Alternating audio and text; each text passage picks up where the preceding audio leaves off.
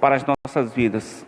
E como nós sabemos, infelizmente, por muitas dificuldades, por muitas coisas que se levantam no nosso cotidiano, muitas coisas que vêm contra nossas vidas para nos abater, às vezes nós ficamos um pouquinho desanimados, um pouquinho desistido, mas eu quero te dizer uma coisa, querido, você que está me assistindo aí com a sua família, em nome de Jesus Cristo, levante a sua cabeça, creia num Deus que é todo-poderoso, creia num Deus que é grande, creia num Deus que é misericordioso, um Deus que é bom, um Deus que enviou o seu próprio Filho para nós termos vida.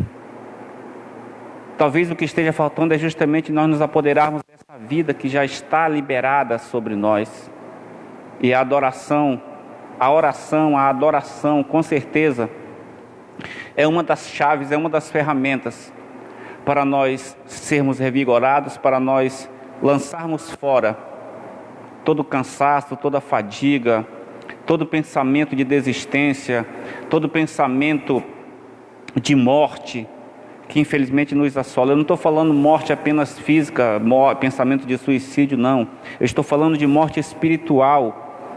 Infelizmente, hoje, mesmo nesses tempos tão difíceis e tão complicados, que nós claramente necessitamos de Deus, necessitamos da sua misericórdia e da sua graça, tantas pessoas estão mortas espiritualmente.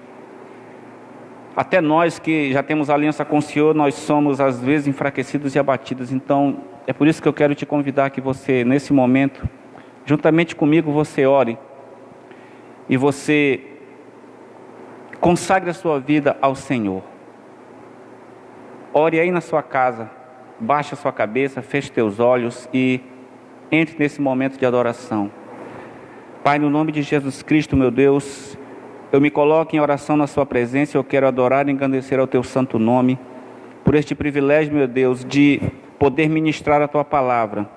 Eu quero lhe agradecer, meu Deus, porque mesmo, meu Pai, com limitações, mas como eu tenho dito, meu Deus, o teu reino continua a mover-se, o teu poder continua a ser liberado. Eu quero pedir, meu Deus, que este poder seja liberado sobre todas as pessoas que estão, meu Deus, assistindo ou que irão assistir a este vídeo, meu Deus, em nome de Jesus Cristo.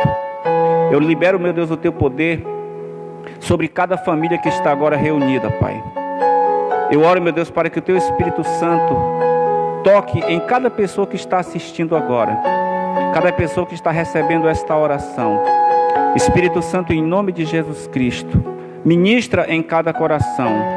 Espírito Santo, revigora neste momento a alegria daqueles que estão abatidos, aqueles, meu Deus, que estão desistidos, aqueles que estão fracos. Espírito Santo, restaura completamente e fortalece-os em nome de Jesus Cristo. Senhor, cada família que está neste momento reunida, eu oro para que todos os obstáculos que têm se levantado contra essas famílias, que eles sejam totalmente subjugados, anulados agora, em nome de Jesus Cristo. Eu declaro sobre cada família, meu Deus, a paz. Eu declaro a alegria. Eu declaro, meu Deus, o teu amor fluindo de um para com o outro. Eu declaro sobre as famílias, meu Deus, a cura. Eu declaro, meu Deus, a prosperidade, meu Pai. E mesmo, meu Deus, nesses momentos que são tão difíceis, Pai, eu oro para que cada família receba da provisão do Senhor, meu Deus. Em nome de Jesus Cristo, que o Senhor venha sustentar, meu Deus, a cada família nos momentos difíceis, nos momentos complicados. Eu oro também, meu Deus, pela cobertura do sangue de Jesus Cristo sobre cada família, meu Deus, que está agora reunida, Pai. Guarda, meu Deus, a cada uma dessas famílias, meu Deus, de todo mal, de tudo aquilo que tem rondado, tudo aquilo que tem sido liberado sobre o mundo, Senhor, para causar medo, para causar pânico, para causar pavor. Que o Senhor guarde, meu Deus, essas famílias, em nome de Jesus Cristo. Que a tua bênção se estabeleça, meu Deus, se manifeste e se multiplique sobre essas famílias, Pai. Que a paz que excede todo entendimento, meu Deus, pouse sobre cada coração. E onde havia aflição, meu Deus, que haja tranquilidade. Aonde havia, meu Deus, ódio e rancor, que haja, meu Deus, o amor. Aonde havia, meu Deus, divisão, que haja no nome de Jesus Cristo, meu Deus, a unidade. Pai, que todas as famílias, meu Deus, e cada pessoa que estiver, meu Deus, assistindo, seja abençoada, seja tocada e principalmente seja edificada pelo Teu Espírito Santo. Eu declaro, meu Deus, em nome de Jesus Cristo, toda sorte de bênção sobre as famílias e sobre cada pessoa que assistir, meu Deus, a essa ministração. E eu te agradeço pela Tua bondade, pela Tua graça e pelo Teu amor, no nome de Jesus Cristo. Amém. Aleluia. Louvado seja o nome do Senhor. E eu quero te convidar que você abra sua Bíblia no livro de Provérbios, capítulo 4. Lembrando que hoje nós damos início aos cultos de edificação. Aos 3 dias de culto que se inicia hoje, acontecerá também amanhã, sábado e no domingo. Nesses 3 dias a palavra continuará sendo transmitida online. E como todos sabem, nós sempre trazemos um tema específico. E eu quero que você abra sua Bíblia no livro de Provérbios, capítulo 4, versículo 23. Provérbios 4, 23. Diz assim: sobre tudo o que se deve guardar, guarda o teu coração, porque dele procedem as fontes da vida. Numa outra versão diz, porque dele procedem as saídas da vida. O tema da mensagem que nós iremos ministrar durante esses 3 dias é edificando minha vida em Deus. Edificando minha vida em Deus. E naturalmente é um tema que concorda claramente com aquilo que nós temos ministrado de forma específica ao Ministério Rema neste ano que nós estamos, neste ano vigente que nós estamos vivendo.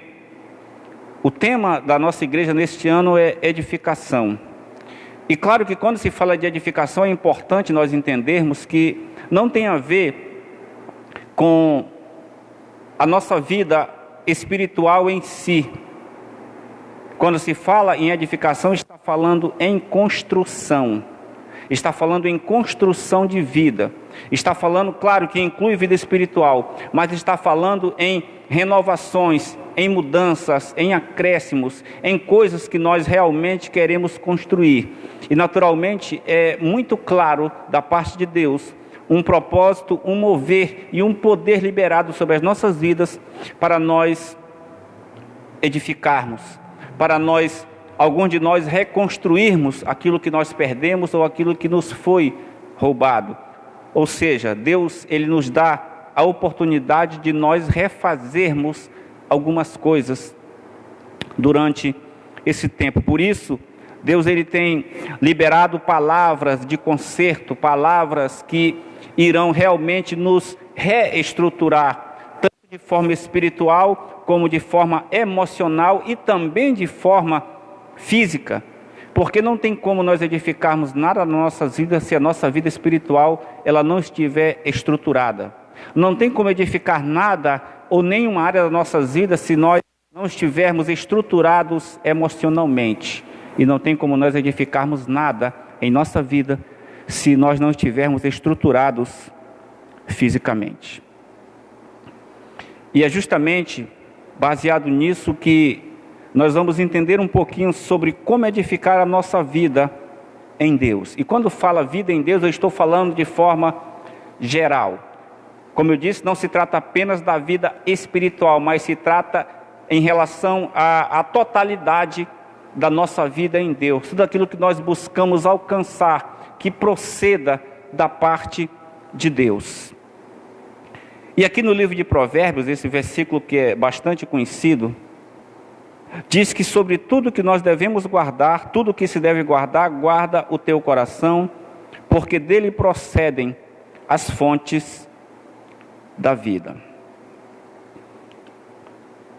Como eu sei que todos nós sabemos, uma fonte é um lugar que brota água continuamente. Fonte é simplesmente isso. É um lugar que brota água continuamente. Aqui nós chamamos, aqui na nossa região, nós chamamos de olho d'água, que nós conhecemos nos igarapés. Aquilo é uma fonte. Por quê? Porque constantemente brota água. E também tem um nome de nascente. E é interessante que aqui, nesse versículo 23 de Provérbios capítulo 4, o Senhor diz que de tudo que nós temos que guardar o nosso coração, porque dele procedem as fontes da vida. Significa que tudo que tem a ver com a nossa construção, com a nossa edificação da vida, tem uma origem no nosso ser interior. Porque quando a Bíblia fala de coração, de uma forma, para nós entendermos de forma bem simples, a Bíblia se refere ao nosso homem interior, que tem a ver com o nosso espírito e com a nossa alma. Então, quando diz aqui que nós temos que guardar o nosso coração, porque é dele que brota as fontes, é dele que vai se manifestar as nascentes que definirão a nossa vida. A Bíblia diz aqui claramente que nós temos que guardar o nosso coração, ou seja, nós temos que guardar o nosso homem interior. Porque é a partir daquilo que está dentro de nós que será definida a palavra de Deus, através do próprio Jesus Cristo, define a vida de todo ser humano. Essa é uma realidade. A palavra de Deus, ela define a vida de todo o ser humano, mesmo daqueles que não creem. Eles terão a sua vida definida pela palavra de Deus. Não importa se a pessoa crê, não importa se ela é incrédula, se é um ateu, não importa se é um à toa, não importa. A realidade é que a palavra de Deus, ela define e definirá a vida de todo o ser humano. E como que a palavra de Deus vai definir ou definirá a vida de todos os seres humanos? Através dos seus princípios. Porque independente de uma pessoa crer ou não, tudo aquilo que está escrito na palavra vai se cumprir. Toda promessa de Deus, dependendo de como está o nosso coração, ela pode se cumprir. Por isso, claramente, a palavra de Deus, ela define a vida de todo ser humano.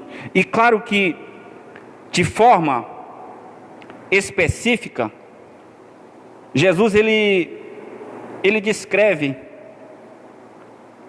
a base de tudo.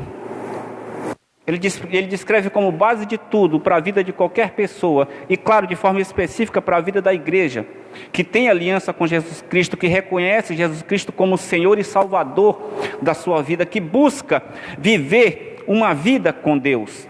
Jesus, ele descreve como base de tudo aquilo que tem a ver com a nossa vida, ele descreve 2 princípios, que é justamente sobre isso que nós vamos discorrer nessa ministração. Ele descreve primeiramente amar a Deus sobre todas as coisas, e o segundo, ao teu próximo como a ti mesmo. Jesus deixou bem claro que esses são 2 princípios que definem ou que podem definir toda a nossa vida. O amor que nós manifestamos a Deus e o amor que nós manifestamos ao nosso próximo. Jesus, ele disse que todos os mandamentos, todas as diretrizes, todos os princípios que estavam escritos até aquele momento, eles se resumiriam nesses 2 princípios: amar a Deus sobre todas as coisas e ao teu próximo como a ti mesmo. Para nós, de forma específica, como filhos de Deus, esses princípios, eles podem determinar a nossa vida. Esses 2 princípios que são básicos, eles determinam de forma específica a vida de todo cristão. Todos nós que temos aliança com Deus, que somos cristãos confessos e que buscamos viver uma vida com Deus, nós entendemos que Deus, ele move-se através de ciclos. Deus, ele move-se através de estação, através de níveis. E durante esses dias nós vamos aprender um pouquinho mais na vida de alguns homens de Deus que tiveram que ultrapassar níveis, que tiveram que ultrapassar ciclos para que eles realmente pudessem receber e viver tudo aquilo que Deus tinha já determinado e estabelecido para as suas vidas. E é claro que todos nós sabemos que para nós adentrarmos a esses níveis de Deus em nós, a essa novidade de vida, a novos momentos, a novas estações, naturalmente, nós temos que romper. Naturalmente. Porque se Deus, Ele é um Deus de novidades, então naturalmente, se Ele manifesta e apresenta um nível novo de vida para nós, naturalmente nós precisamos nos renovar. Naturalmente nós precisamos, em espírito, alma e corpo, ser renovados. E é lógico que, para que essa renovação aconteça, o nosso coração, o nosso ser interior, ele é determinante. É a partir daquilo que está no nosso coração que será definido se nós alcançaremos os níveis de Deus, se nós avançaremos, se nós conquistaremos, cresceremos ou não. Infelizmente, algumas pessoas permanecem estagnadas. Outras, infelizmente, elas sofrem um dano maior, porque elas recuam. Elas não apenas ficam estagnadas, paradas, elas retrocedem. E a gravidade, de acordo com aquilo que a Bíblia descreve, de retroceder, é algo muito sério, porque a Bíblia deixa claro em Hebreus 10:38 que Deus, Ele não tem prazer naqueles que retrocedem.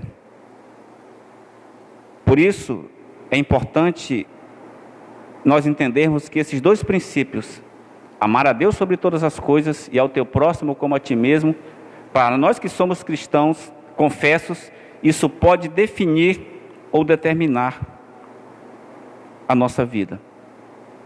Amar a Deus sobre todas as coisas e ao teu próximo como a ti mesmo.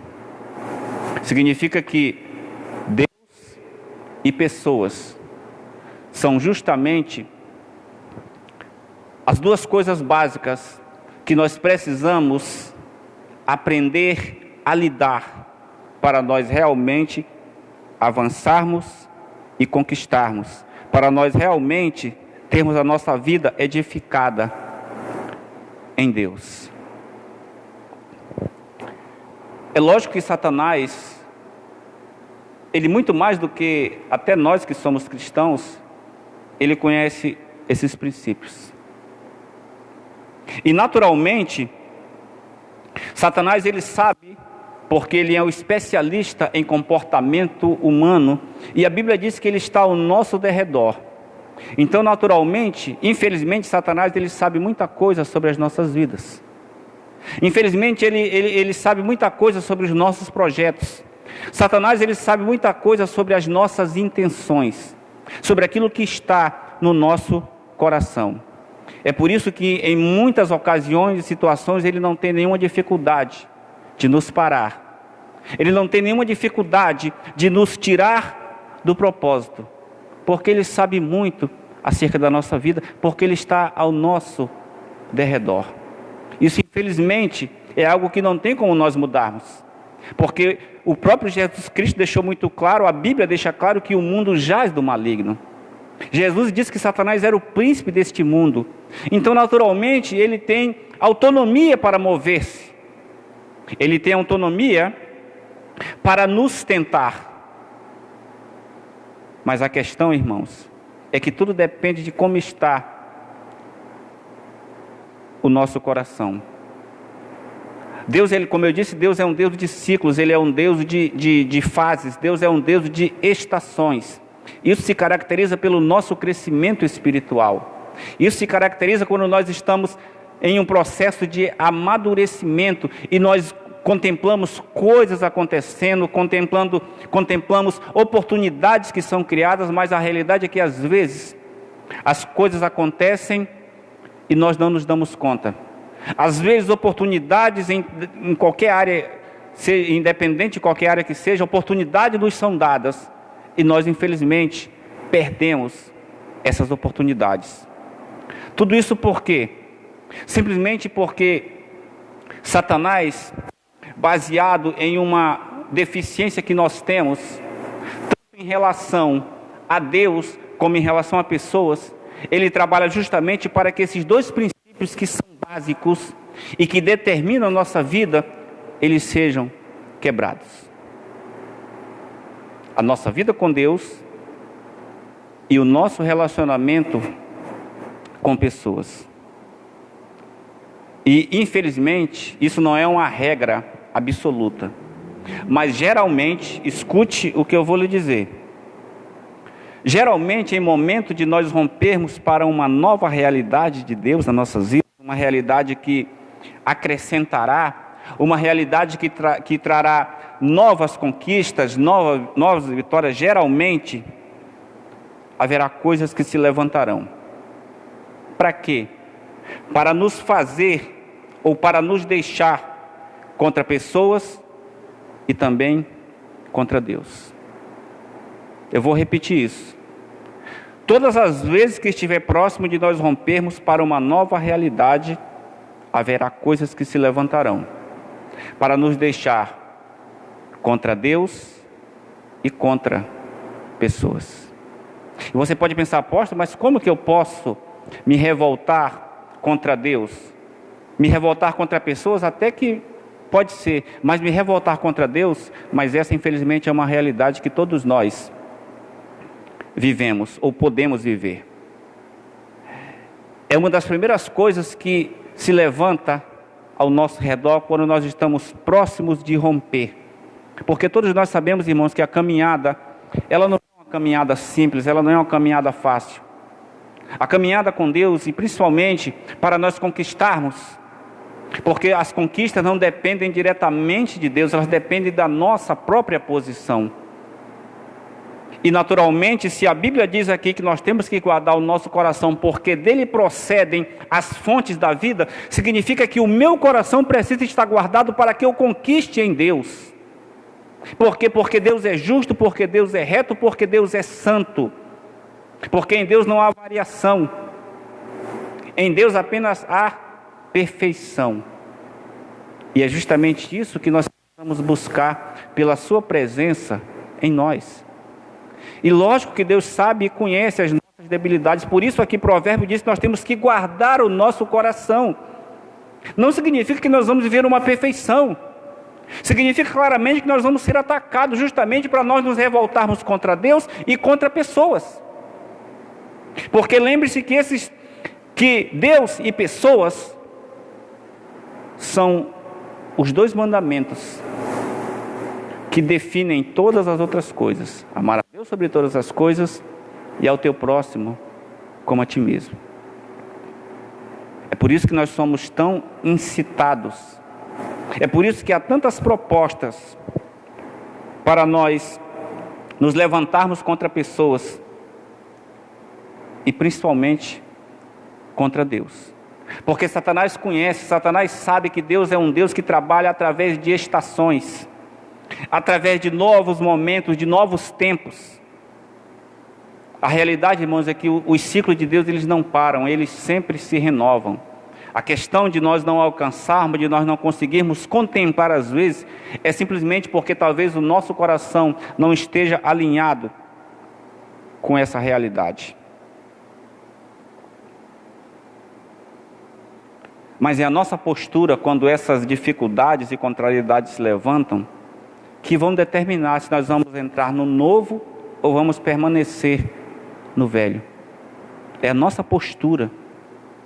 Porque a proposta, e você vai entender de forma mais clara daqui para frente, a proposta com certeza virá.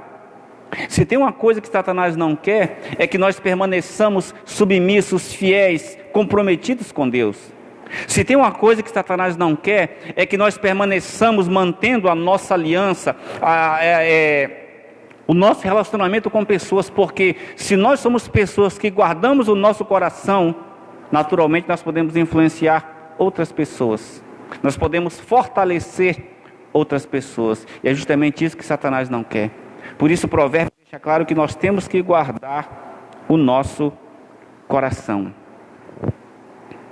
E a Bíblia nos mostra claramente alguns exemplos positivos e também alguns exemplos negativos, de pessoas que infelizmente tiveram a sua vida definida porque tropeçaram nesses dois princípios: amar a Deus sobre todas as coisas e ao teu próximo como a ti mesmo.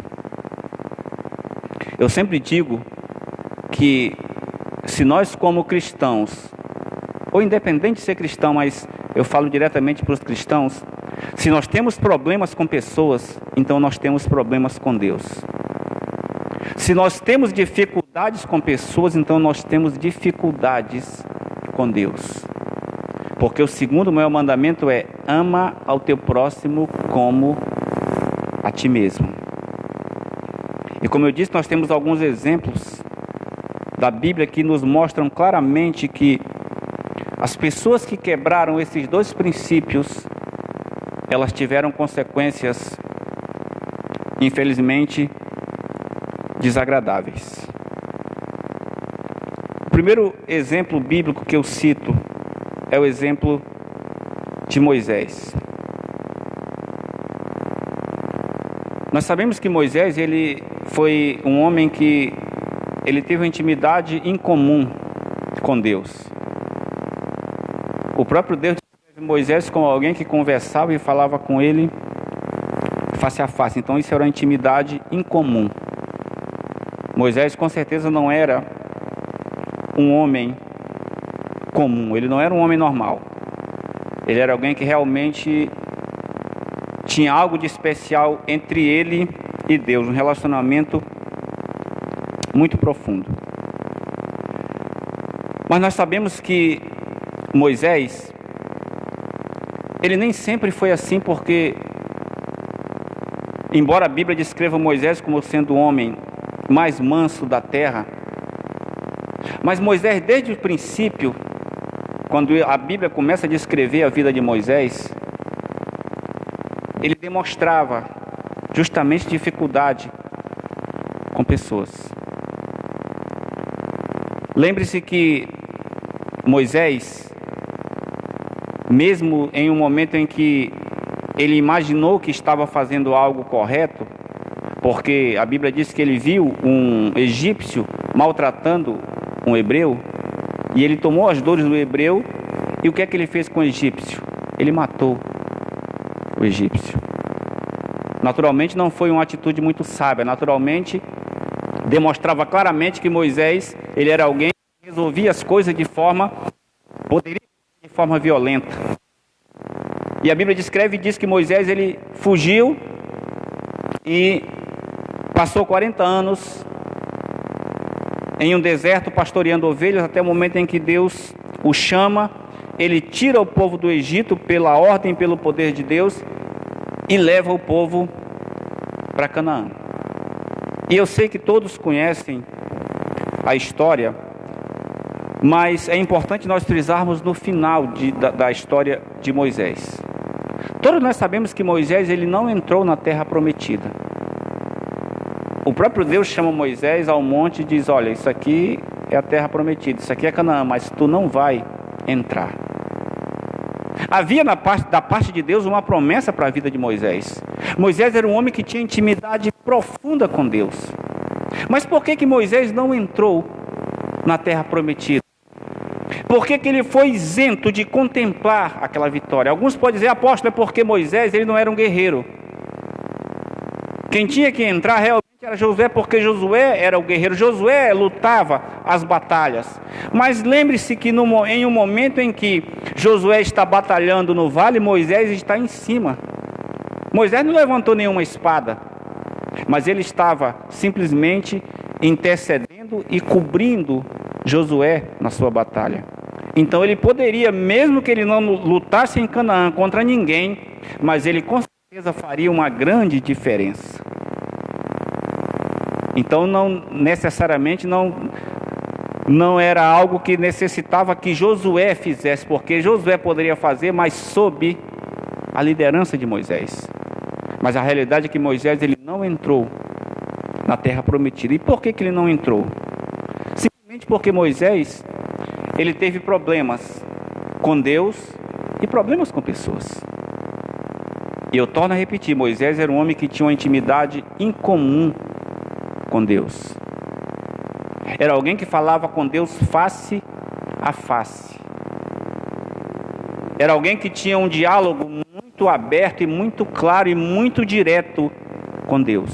Mas ele não entrou na terra prometida porque ele simplesmente se revoltou contra pessoas e também se revoltou contra Deus. Lembre-se que quando, em um momento em que Deus ordena que Moisés vá até uma rocha e ordene que a rocha dê água, Moisés, a Bíblia descreve e diz que Moisés ele tocou 2 vezes na rocha. Ou seja, naquele momento Moisés, e o próprio Deus disse que Moisés não o honrou. Então, naturalmente, mesmo que não tenha tido uma intenção clara de Moisés, ele se revoltou sim contra Deus. E por que ele se revoltou contra Deus? Porque ele estava revoltado com pessoas. Porque as pessoas murmuravam, porque as pessoas reclamavam, porque as pessoas cobravam de Moisés. Meu irmão, a tua vida com Deus está sujeita a todas essas cobranças. Moisés com certeza estava decepcionado, as pessoas nos decepcionam sim. Moisés com certeza tinha sido traído, as pessoas nos traem sim. Isso é uma realidade. Moisés estava decepcionado, estava chateado, tinha sido traído, porque muitas pessoas se levantaram contra ele, foram julgadas sim, receberam o juízo de Deus sim, mas era traição. Os próprios irmãos de Moisés, Miriam e Arão, se levantaram contra Moisés.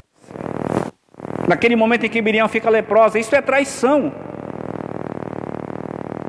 Então Moisés com certeza ele estava chateado, ele estava decepcionado,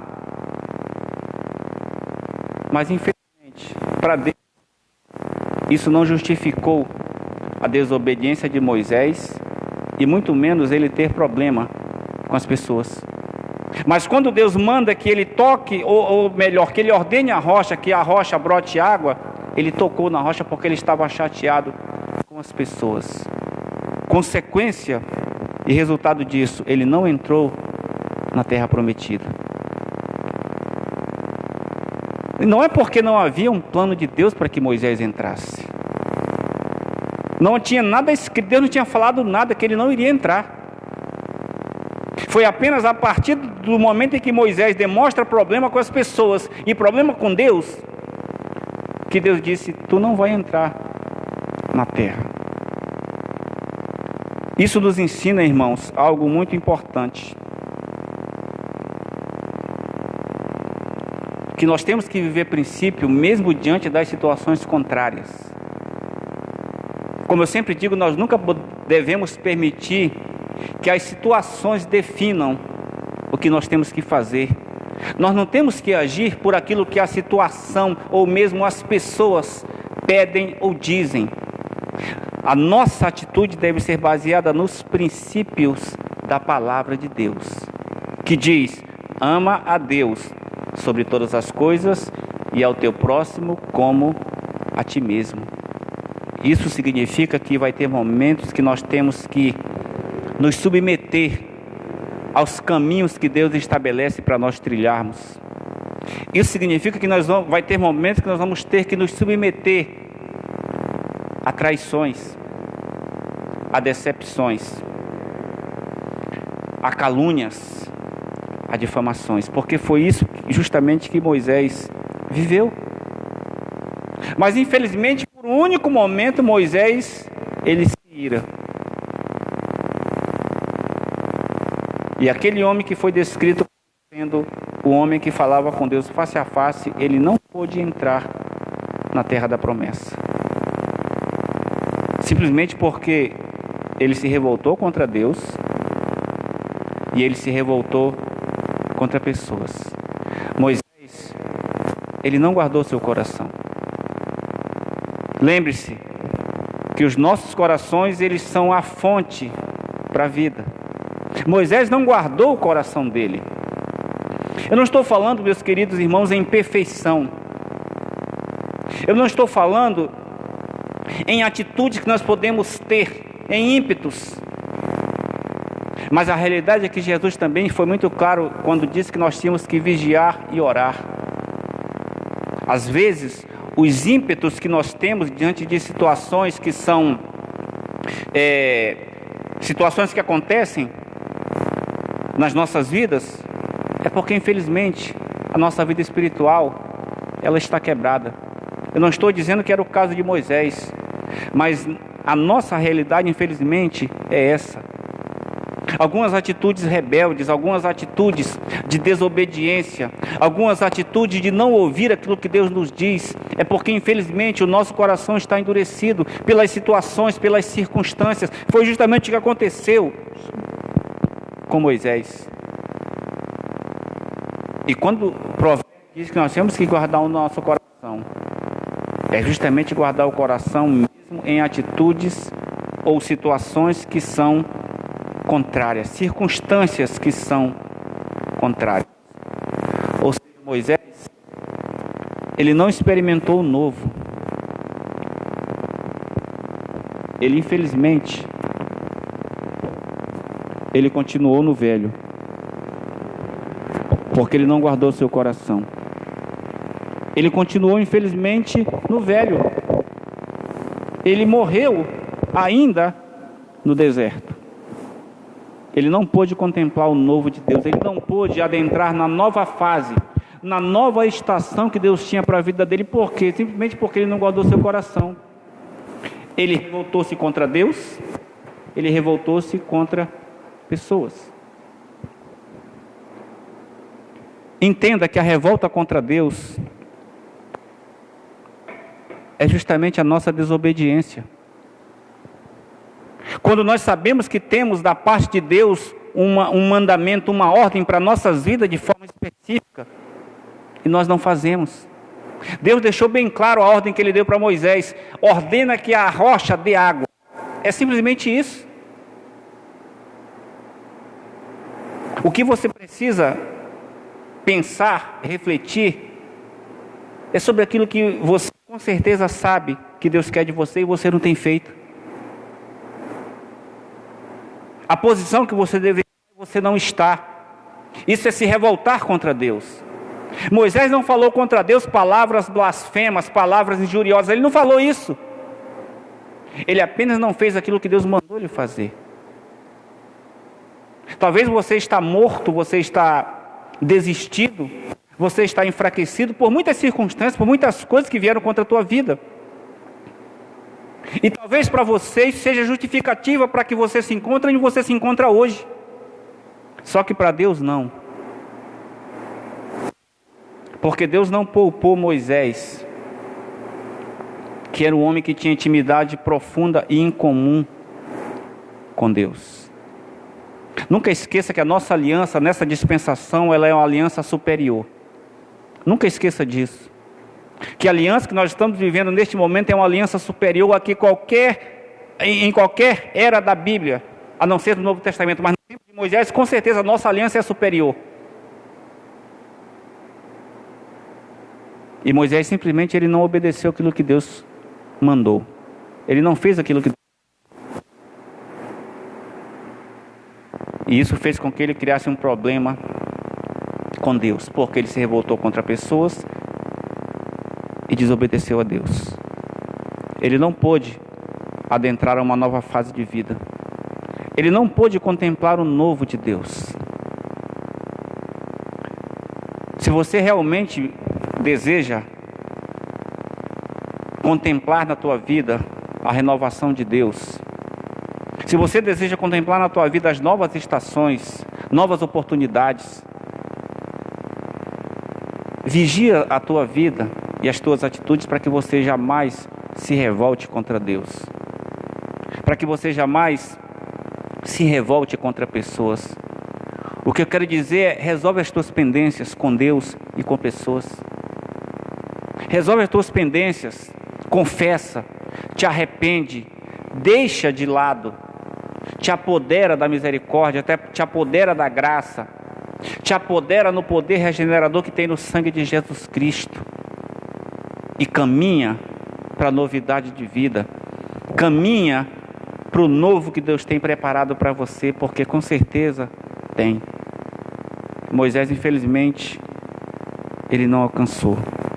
Moisés é um exemplo, foi um grande homem de Deus, foi um profeta tremendo, mas ele é um exemplo de alguém que não alcançou, pelo menos fisicamente, o que estava proposto. Porque eu torno a dizer, a Bíblia, em momento algum, a Bíblia mostra, Deus fala que Moisés não iria entrar na terra prometida. Deus deixou muito claro, porque tu não me honraste,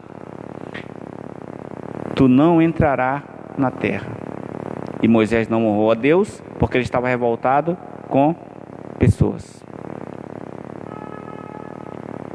Outro exemplo negativo que nós temos, eu vou dar 2 exemplos negativos e depois eu falo dos exemplos positivos. Outro exemplo negativo é Saul. O rei Saul é outro exemplo de alguém que tinha promessa de Deus, que foi chamado e ungido por Deus para um propósito específico. Mas a primeira coisa que Saul demonstra é uma desobediência clara a Deus. É uma desobediência clara àquilo que Deus manda com que ele faça. Saul, ele é alguém que ele despreza, ou melhor, ele desprezou aquilo que Deus mandou e ordenou que fizesse. Ou seja, ele primeiro, naturalmente, ele criou logo um problema, uma revolta contra o próprio Deus. Porque ele não obedecia. Ele não se submeteu a nenhuma direção das quais foram dadas a ele. Todas as direções espirituais ele quebrou. Ele se revoltou contra Deus. E naturalmente ele se revoltou contra pessoas porque ele era revoltado contra Davi, um homem que foi chamado segundo o coração de Deus. Qual foi o resultado na vida de Saul? Samuel descreve claramente no momento em um dos momentos em que Saul desobedece, e Samuel dá as costas e ele segura na túnica e no manto de Samuel, e o manto se rasga. E o Samuel diz para ele: Deus, ele iria confirmar o teu reino.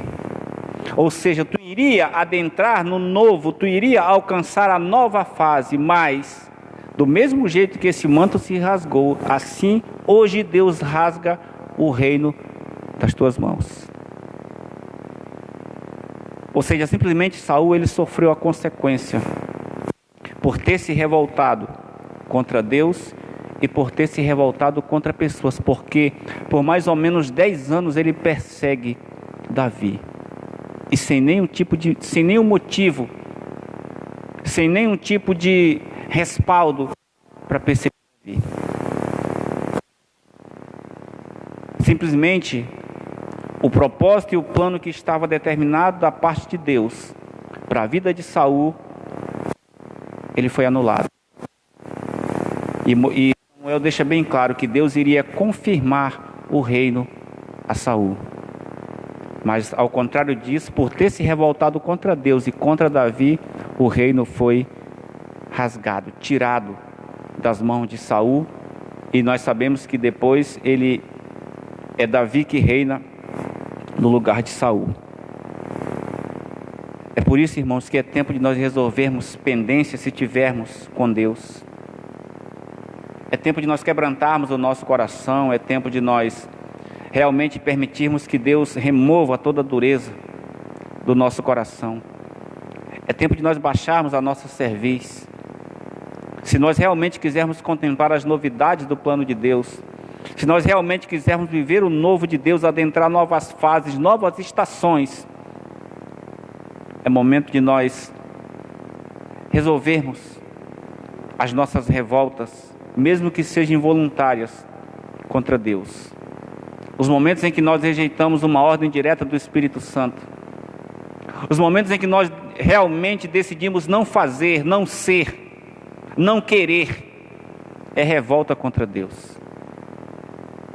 Por mais que nós continuemos em sua presença, mas nós estamos revoltados contra Deus. E isso é algo que infelizmente pode rasgar de nós, assim como rasgou da vida de Saul, todo o propósito, toda a novidade e todas as conquistas que nós tanto queremos e tanto almejamos. Eu espero que você esteja me entendendo aquilo que Deus quer nos ensinar nesta noite. Que para nós edificarmos a nossa vida, nós não podemos ter problemas com pessoas, e muito menos problemas com Deus. Não há como edificar nada, não há como construir nada, se nós não estamos alinhados à vontade de Deus e se nós temos pendências com pessoas. A Bíblia também tem exemplos positivos. Exemplo positivo é o Jó. Jó, nós sabemos que Deus, ele descreve Jó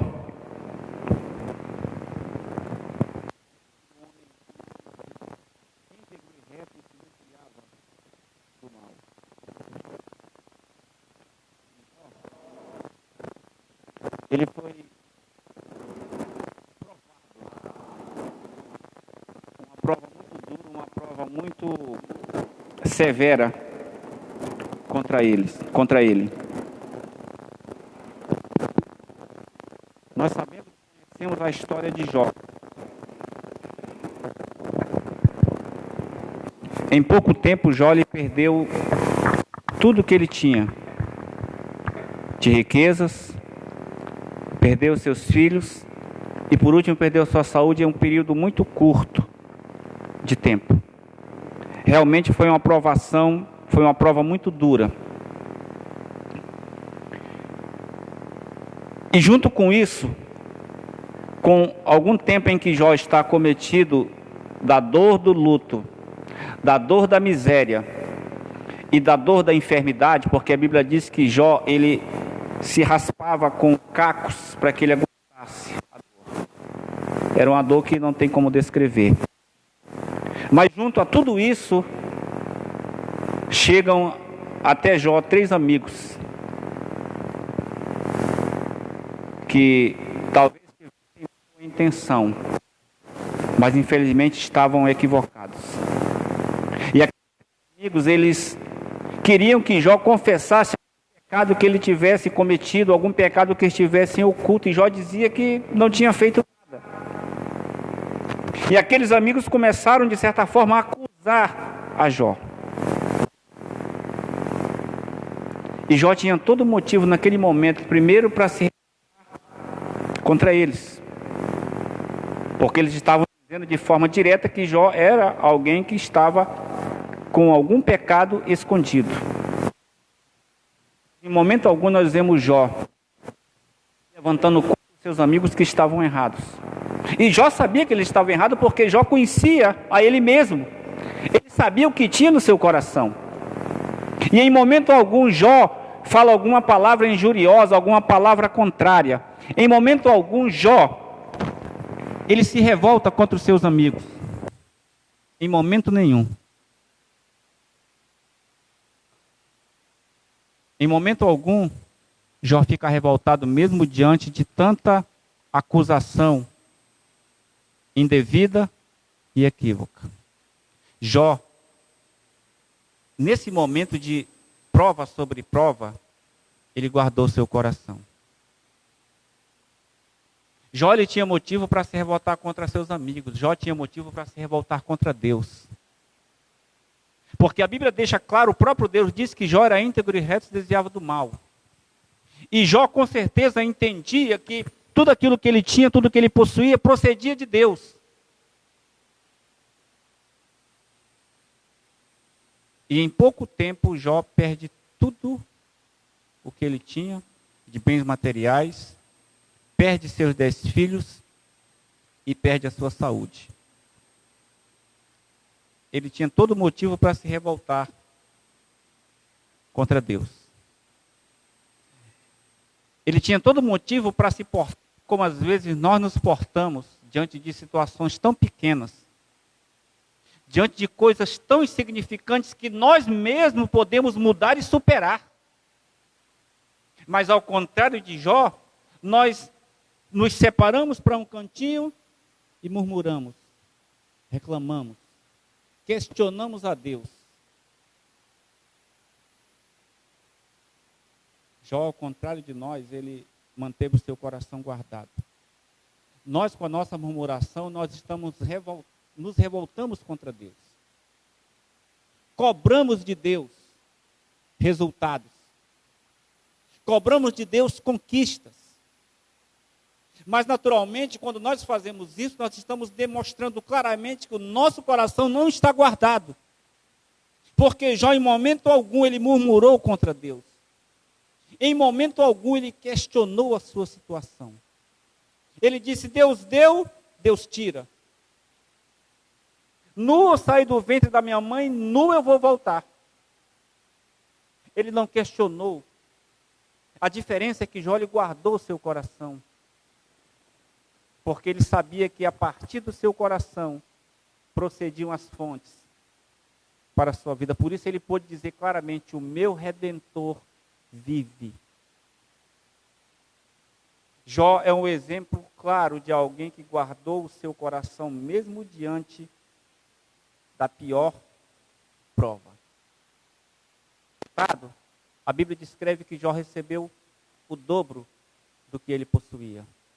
Jó, ao contrário de Moisés, ao contrário de Saul, ele pôde adentrar a nova fase. Ele pôde adentrar a nova estação que Deus tinha, porque Deus o abençoava sim. Mas aquele momento, aquele primeiro momento de Jó não era ainda o melhor de Deus para a vida dele. Porque a Bíblia diz que depois que Jó, ele ora pelos seus amigos, porque ele não injuriou, porque ele não se revoltou contra eles, pelo contrário, ele os abençoou, ele intercedeu por eles. E ele glorificou o nome de Deus. A Bíblia diz que Jó recebeu o dobro do que ele possuía. Os bens materiais vieram em dobro. Jó, mais uma vez, ele pôde gerar mais 10 filhos para compensar os 10 que ele havia perdido. Sabe por quê? Porque Jó guardou o seu coração. Ele manteve o seu coração guardado, ele não se revoltou contra Deus nem contra pessoas. Por isso ele pôde contemplar a nova fase, a novidade de vida. Ele pôde acrescentar a nova estação. E Jó com certeza é um exemplo que nós devemos seguir de alguém que guardou o seu coração, mesmo enfrentando as piores contrariedades, as piores provas, os piores questionamentos. Porque a própria esposa de Jó disse para ele, amaldiçoa teu Deus e morre. Às vezes nós nos revoltamos com as pessoas que estão próximas de nós e que nos traem, que nos decepcionam, como eu disse no início. Mas nós precisamos, irmãos, aprender a lidar com esse tipo de contrariedade, com esse tipo de obstáculo, porque, infelizmente, eles fazem parte. Porque o nosso coração precisa estar guardado em Deus, porque é deles que procedem as fontes para a nossa vida. Por isso, Jó, ele pôde ser renovado, ele pôde contemplar toda a grandeza do que Deus tinha para a vida dele. Outro exemplo positivo é Davi.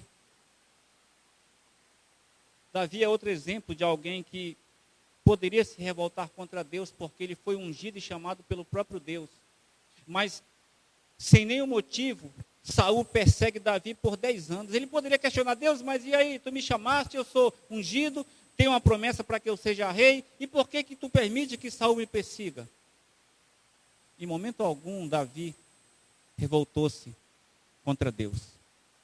Em momento algum, Davi questionou a Deus por que Saul o perseguia. Davi tinha motivos para se revoltar contra Deus. Assim como tinha motivo para se revoltar contra pessoas, porque o próprio Saul, ele perseguiu Davi por 10 anos. Mas nas 2 vezes em que Davi teve oportunidade de acabar, de extirpar aquela perseguição, ele poupou a vida de Saul. Por quê? Porque Davi guardou seu coração. Porque Davi, ele não era levado pelas decepções. Ele não era levado por aquilo que as suas emoções propunham para ele. Ele não era levado por aquilo que as pessoas diziam dele. É por isso que ele pôde guardar o seu coração. E é por isso que ele foi chamado um homem segundo o coração de Deus. O resultado, Davi foi o maior rei que Israel teve. Um homem poderoso, um homem tremendo, um homem que influenciou vidas. Um homem que edificou vidas e edifica até hoje através dos seus salmos. Simplesmente porque por guardar o seu coração e não se revoltar contra Deus, que permitiu a perseguição, e não se revoltar contra Saul, que o perseguiu de forma direta, ele pôde adentrar a nova estação, ele pôde contemplar o novo de Deus. Nunca esqueça que Davi era apenas um pastorzinho insignificante de ovelhas. A nova estação de Deus, o novo de Deus para Davi, foi justamente o seu reinado. Se ele não tivesse guardado o seu coração, ele simplesmente teria perdido o seu reinado do mesmo jeito que Saul perdeu. Mas Davi, ao contrário, ele guardou o seu coração. O seu coração foi justamente a fonte que jorrou para que a sua vida alcançasse o propósito de Deus. Simplesmente porque ele guardou o seu coração. Ele foi perseguido, ele foi difamado, ele foi rejeitado, ele foi criticado, tudo aquilo de ruim que nós possamos imaginar e que às vezes nós nesse momento nós vivemos, Davi também sofreu. Mas o seu coração permaneceu guardado. Por isso ele pôde contemplar toda a grandeza do plano de Deus sobre a sua vida. Meu irmão, Deus tem coisas realmente maravilhosas para fazer na minha vida e na sua vida. Tudo que nós temos que fazer é apenas guardar o nosso coração. Eu sei que essa não é uma tarefa simples e fácil. Porque às vezes nós entramos em situações que nós não conseguimos entender o porquê. Mas sabe por quê que nós não entendemos? Porque mesmo involuntariamente nós estamos contra Deus, nós estamos revoltados contra Deus. Quando você não ora, quando você não busca, quando você não se entrega para ouvir a Deus, você está revoltado contra Deus. Quando você deixa de crer, quando você deixa de produzir frutos, quando você dá as costas para o propósito de Deus, você está revoltado contra Deus. Não importa se você continua invocando a Deus, não importa se você continua adorando a Deus, simplesmente você está, involuntariamente você está revoltado contra Deus, porque o teu coração não está alinhado à perfeita vontade de Deus. Se você quiser contemplar novas estações, a novidade de vida, o novo de Deus, então guarda o teu coração. Avalie-se a si mesmo. Pense em que você tem se revoltado contra Deus. Deus entende, Deus sabe que muitos de nós temos vivido momentos tão difíceis, momentos tão complicados, momentos tão tenebrosos. Mas Deus, Ele sabe também que o seu Espírito habita em nós. E que o nosso coração pode ser guardado. É por isso que Satanás ele investe tanto contra nós.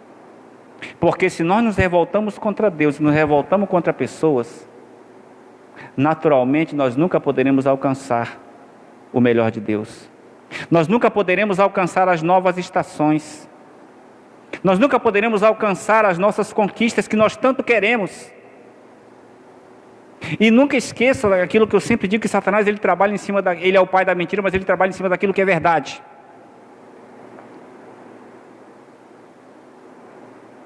Talvez chegue até você relatos de que pessoas falaram mal de você, que pessoas te criticaram, que pessoas te caluniaram, que pessoas falaram falso testemunho de você, eu não sei. Mas com certeza na vida de Davi também chegou o relato de que Saul estava perseguindo. Mas qual foi a postura dele? Ele guardou seu coração. Era a realidade? Era. Mas ele guardou seu coração. Tudo depende, irmão, da forma como nós reagimos. Tudo depende da forma daquilo que está aqui dentro. A realidade, irmãos, é que se nós expressamos ou reagimos de acordo com o que a situação pede, infelizmente nós estamos demonstrando justamente aquilo que está dentro de nós. E isso naturalmente tira de nós toda a dignidade, todo o respaldo para que Deus cumpra em nós as suas promessas. Então eu te aconselho a que você resolva suas pendências com Deus. Como tem sido dito ultimamente, se arrependa, confessa teus pecados, busca a Deus, te entrega, ore um pouquinho mais, te separa um pouquinho mais, permita que Deus fale ao teu coração, talvez a podridão que esteja dentro do teu coração, aquilo que não presta, aquilo que está te matando. Você não tem como saber disso se você não se separa, se você não busca a Deus, se você não investe em você mesmo. E naturalmente, se você tem esses problemas e essa revolta com Deus, naturalmente você vai se revoltar contra pessoas, porque você vai ser intolerante com pessoas. Você não vai ter misericórdia, você não vai perdoar. Você vai falar palavras que ferem, palavras destrutivas. E eu quero te dizer uma coisa, para você, e com isso eu vou terminar. Para você que talvez tenha problemas e dificuldades com pessoas que te feriram, que te traíram, com pessoas que te fizeram o mal. Lembre-se que quando Pedro traiu Jesus, ele foi avisado de forma ele foi avisado de forma adiantada. Jesus adiantou, Jesus disse que ele iria traí-lo. E Pedro não deu ouvidos, ainda assim ele continuou com seu coração duro e chegou realmente a trair Jesus Cristo. E Jesus descreveu claramente o que iria acontecer, que o galo iria cantar e Pedro o iria negar 3 vezes. E Pedro realmente negou Jesus 3 vezes.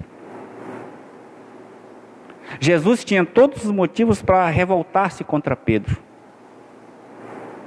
A Bíblia diz que no momento em que Jesus está lá sendo interrogado, e Pedro o nega a uma certa distância e o galo canta, a Bíblia diz que Jesus Cristo, ele olha para Pedro.